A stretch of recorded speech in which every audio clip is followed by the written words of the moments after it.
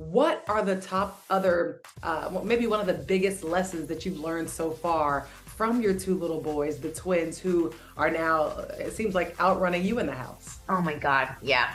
I mean, I'm definitely outnumbered at home.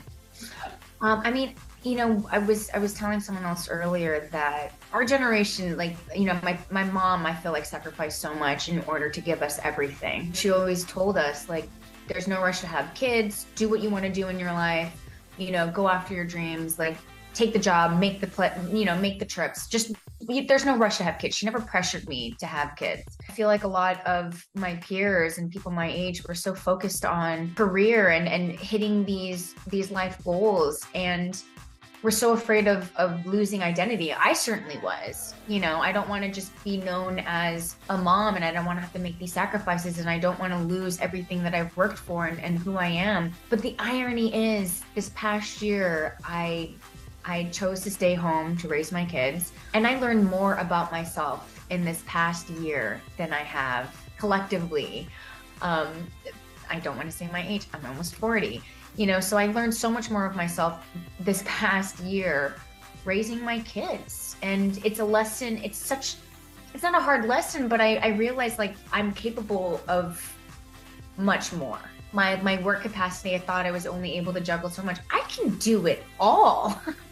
And I can do it all before noon, The fun part is I'm raising a beautiful family and kids who, like, are so sweet, and to, like, let that part of them shine, to see them make all these strides. It's been a really exciting year and really fulfilling one. So you would say the biggest lesson that you've learned about yourself is that you can do it all. It's a little harder, obviously. It's certainly more work, but it's certainly possible, and it is absolutely rewarding. Well, let me ask you this. How's Dad doing with raising these two nuggets? Let me tell you something. Twins are not easy. So how is he? Because when you look at your man and you're like, wow, I just didn't know that you'd be like this with the kids.